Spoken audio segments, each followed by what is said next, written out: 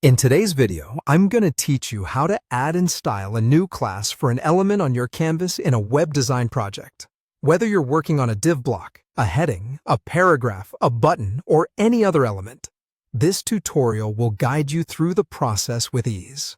Let's dive right in. First, you'll need to select the element on your canvas to which you want to apply the new class. This selection can be anything you are working on, such as a div block, heading, paragraph, button, or any other element. This selection step is crucial because it determines where the new styles you intend to apply will show up.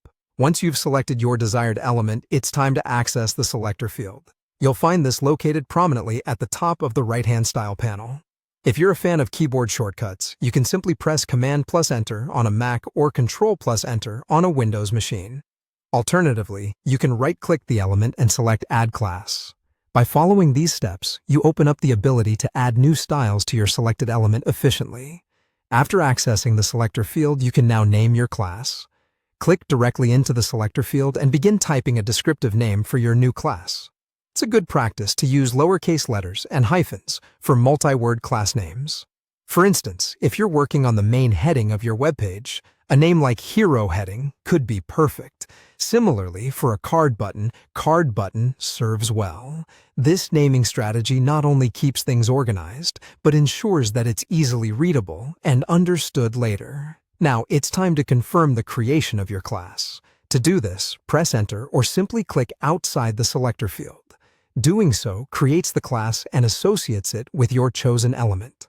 You should see the class name visibly linked to the element you selected earlier, indicating it is ready to be styled. With your class selected in the Style panel, you're all set to apply various CSS properties. This is where your design creativity comes into play. You can experiment and adjust the typography, spacing, background, borders, and even special effects to suit your design vision. With everything you modify and fine-tune here, these styles will be saved within this class and applied to any element you decide to tag with this class in the future. And there you have it. By following these straightforward steps, you've successfully added and styled a new class to an element in your web design project. Thanks for watching, and I hope you found this tutorial helpful in streamlining your design process.